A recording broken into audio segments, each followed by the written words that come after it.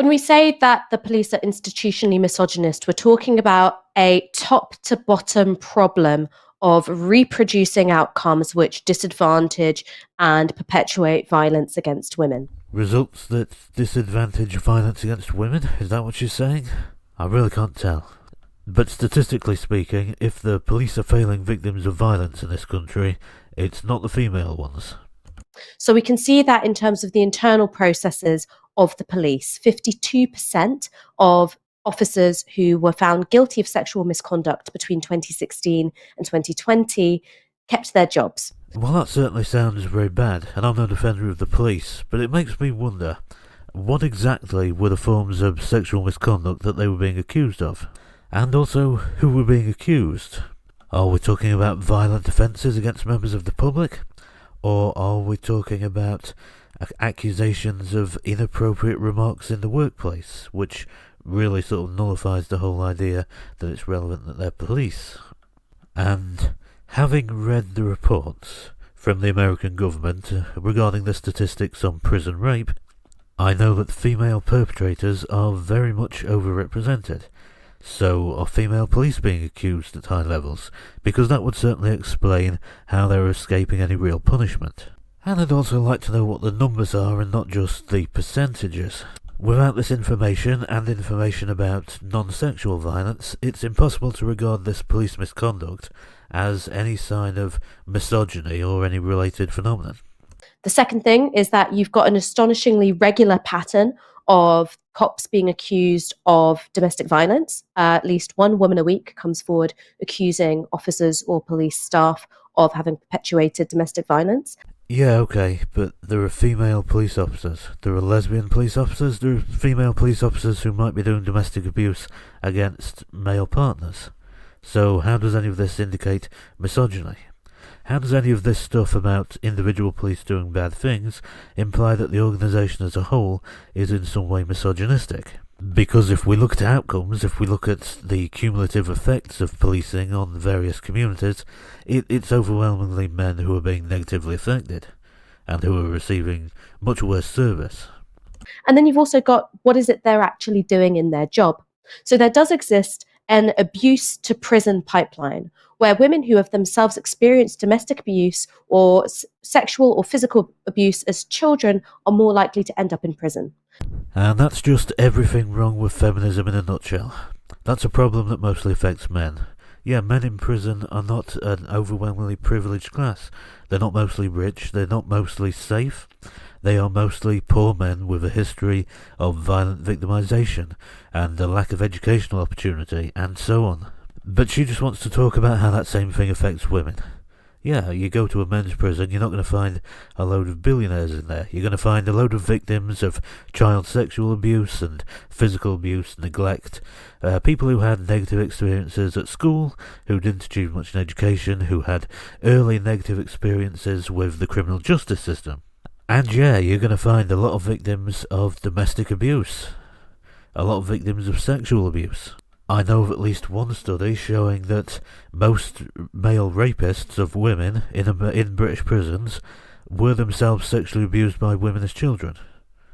Now, that's not to excuse their actions, but that's still a real factor in offending. But she just wants to talk about female victims, because that's what feminism's all about. So 57% of female prisoners are victims of domestic abuse, 53% experienced abuse as children. So that tells you something about how we treat vulnerable women in our society. Yeah, if you only look at those statistics for female inmates, it tells you something about how we treat women in our society. If you look at the statistics overall, it tells you something much more prominently, much more supported by statistics about how we treat men, because far more men are embroiled in the criminal justice system. Do we care for them, or do we criminalise them for that very vulnerability? It's the latter. And just forget it. And then we've got to think about those instances where police officers have wielded and abused the authority that they have, and it is a unique authority. It's a uniquely coercive power. Well, firstly, police officers can also be women. And secondly, their victims are almost exclusively men. But is it really uniquely coercive? to a child isn't the parental relationship or the relationship with a teacher or pretty much any adult just as coercive? Isn't it the case that for most old people who are abused, they're abused in care homes by nurses and carers? They're physically disabled. Isn't that a coercive relationship? Maybe for able-bodied adults the relationship with the police is unique, but not really for people in general. Of course, carers, nurses, teachers, adults who spend a lot of time around children, these are all groups that are overwhelmingly female, so I suppose there's a reason she might not want to talk about them. Although, honestly, I think Ash Sarkar is just pretty ignorant and oblivious, so she probably just didn't think of it. Which is undercover Metropolitan Police officers who conducted long-term, in some cases, sexual relationships with women who they were spying on, and this happened either with a nod and a wink from senior officers. Well, honey trapping is hardly something that's only ever happened to women.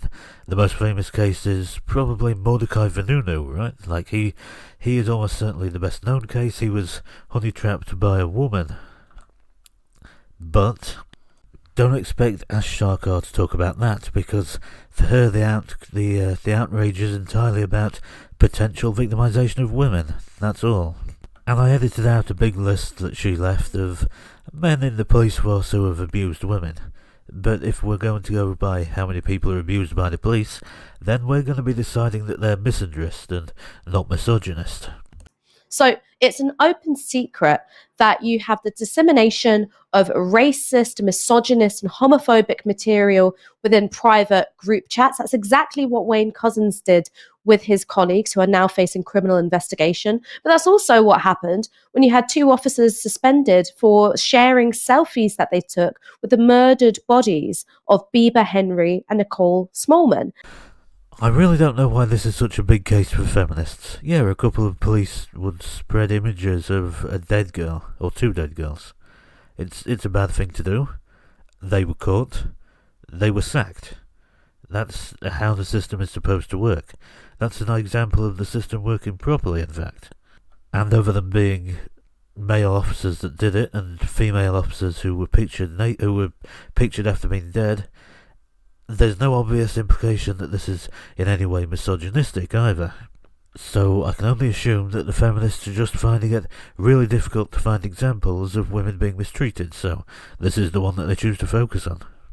And then you've also got something which is very disturbing, which a former chief superintendent said on Radio 4 yesterday, which is that even female police officers and staff are discouraged from speaking up and reporting abusive or harassing or threatening colleagues, because what happens is if you get a name for yourself as someone who blows the whistle, that those colleagues are more likely to leave you in dangerous and violent situations, essentially to get your head kicked in.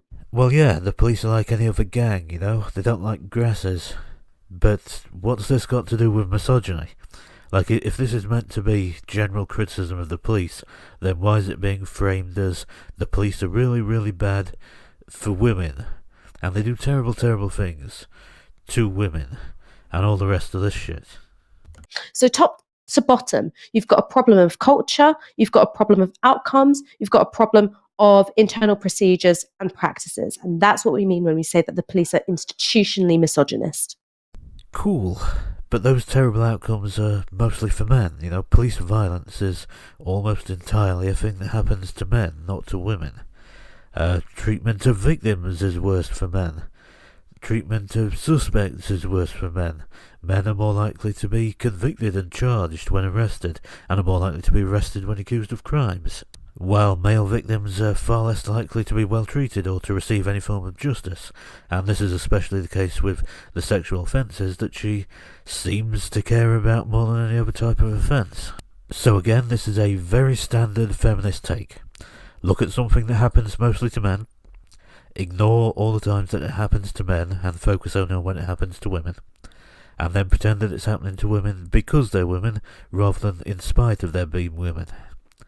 And then you can just ignore all the stuff happening to men and turn an objectively men's issue into a feminist issue instead.